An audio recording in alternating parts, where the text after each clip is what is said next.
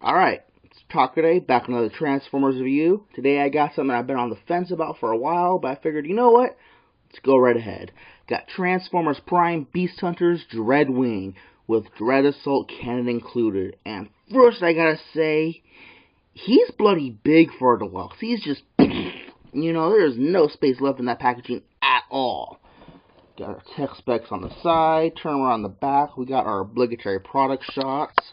We got our now 1 sentence, 2 sentence bio. Alright, I like that. So, let's go ahead and get him out of the box and see how much fun this guy really is. So yeah, let's get right into the figure himself. Now, before we really get into it, I got a lot of comparison shots planned, so this might be a little bit longer than normal. So, Dreadwing himself. First of all, I don't know if I said this already, don't remember. Why did they make him? I'm not arguing he's not a cool figure, but didn't Megatron kill this guy? And didn't his brother Skyquake get kind of zombified also? Anyway, moving on. He really is an upscaled version of the Cyberverse version. I can't stress that enough. But it is still a very nice design. He's got the splotchy gray and black swirls in his wings. I really like that. And his wings are on these pull-away hinges, so you get them out of the way if you want to. Solar panels have the same thing. He's got some nice light piping. Let's go ahead and bring in my new laser shooter thingy pen light crap. And there's the light piping right there, but for a better shot, let's go ahead and use the laser on it. This isn't working out. Oh, there we go. See, lights up very beautifully, and his chest even has light piping kind of, which is really cool. Articulation-wise, his head's on a swivel. Speaking of the head, I like that head sculpt. That is a very nice head sculpt. It's a very good modification. Well, actually, it's pretty straight across the same as the other ones, too, huh? Shoulders are on these nice ball joints.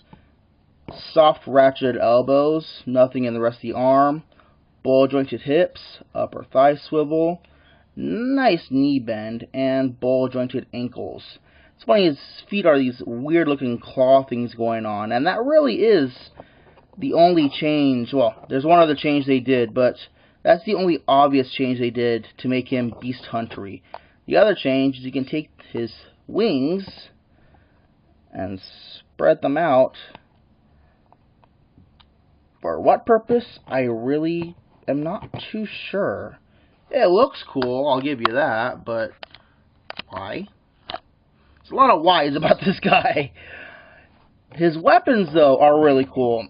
He comes with this modified version of his machine gun cannon plasma thing with this nice looking chainsaw up on the front.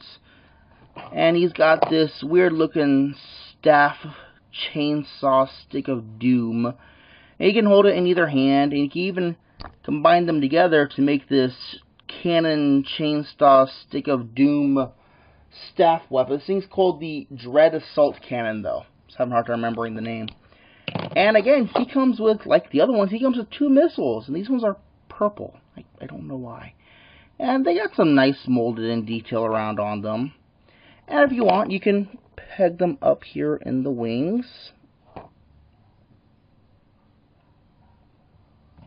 Like so. Yeah, he's got a bunch of 5mm ports on him too.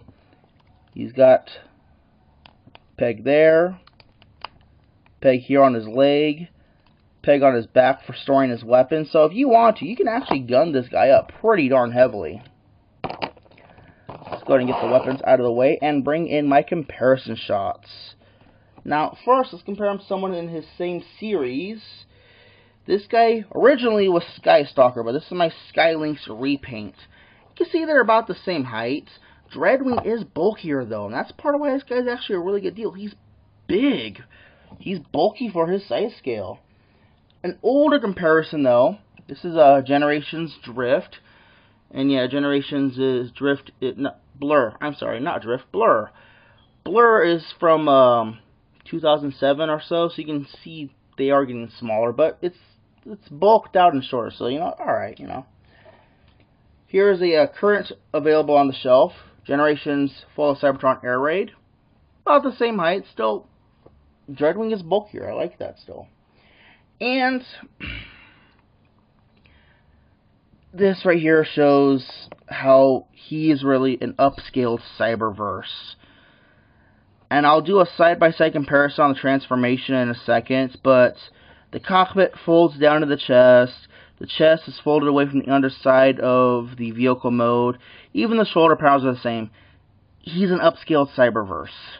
Let's go ahead and keep Cyberverse guy in the screenshots. And bring in the Voyager class. And yeah, I've got him with some extra weapons on there. I was playing around earlier. Now, this is not. The transformations have similar cues, but the transformation between the Deluxe and the Voyager are completely different. So, but you can still see that it is still Dreadwing. Okay, so let's go ahead and get into transformation. Now, this is going to be the first time I'm doing a side-by-side comparison transformation, so bear with me. Let's first start with the Deluxe, and first you got to take the wings, lock them down in place.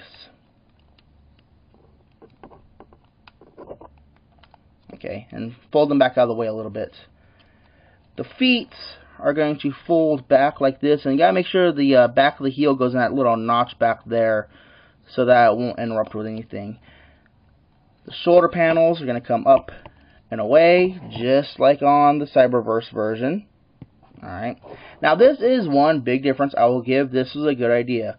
The forearms, you pull it away like this, and then push it back on another hinge. So, there's a hinge there on the inside of the arm, and then the hinge there at the base where it connects to the arm. That really is the only difference between the transformation between this guy and the Cyberverse version. Now, when I first transformed this guy, I couldn't figure out how to get the beak out, so that's what this back here is for. And that's actually a pretty cool addition also, I'll give them that. And you fold that up like that. Same thing over here on the Cyberverse. You fold that back, and then you fold the vents down. Okay, so yeah, these vents are separate from the body, but you can still see how it's transforming very similarly. Fold the arms up out of the way. Now, unpeg this away. Now, one thing I want to point out is that there's a lot of nice molded in detail in here. You got like the jet turbine in there. And when you fold this over, you got other molded in detail in here also. Make sure this slot here goes onto this tab here.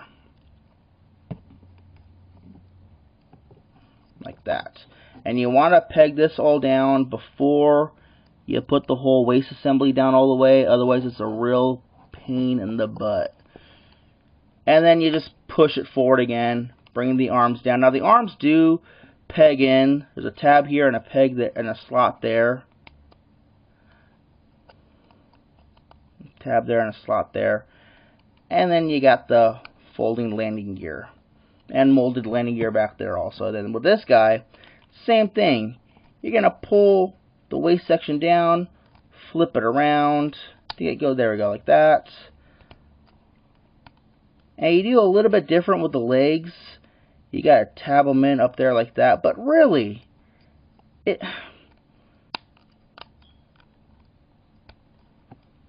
move for move, it really is a very extremely similar transformation. Let's knock the camera down.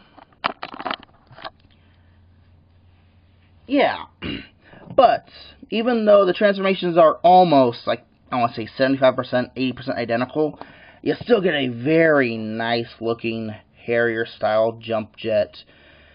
Modified slightly to be beasthunter. You know, you got the beak up here on the front. I really like that. You got these weird claws in the back that really don't do anything. That is vehicle kibble, and just like the Cyberverse, you got visible arms and legs. One cool thing about the weapons package, though, is that if you are so inclined, you can peg that together like that and rig up kind of an impromptu display stand. Okay, my table isn't perfectly balanced. And I haven't figured out quite how to do it yet either. But you can. I've seen people do that, and that's pretty cool.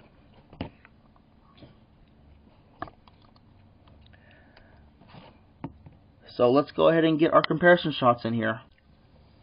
So first of all, let's bring in the dragon.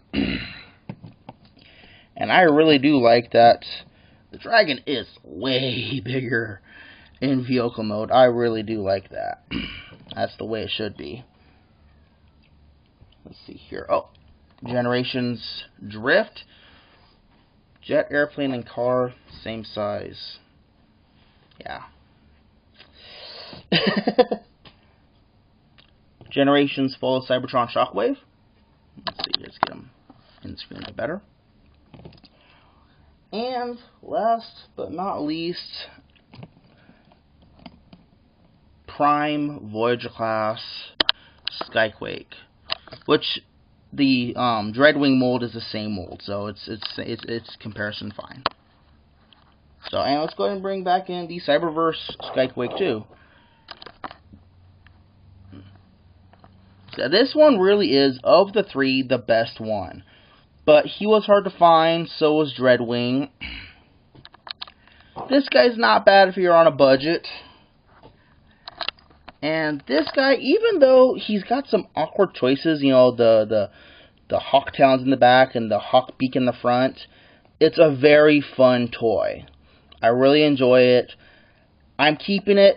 Is he going to stay as Dreadwing? No. I actually have intentions of repainting him into a Cybertronian Silverbolt. Silverbolt is a character from a 1990s Beast Wars. It's an old Transformer show. One last thing I want to show off before I take off. He's got light piping even in his jet mode, which is very fun. So, it's been Talker Day with a review of Transformers Prime Beast Hunters Dreadwing. Thanks for watching.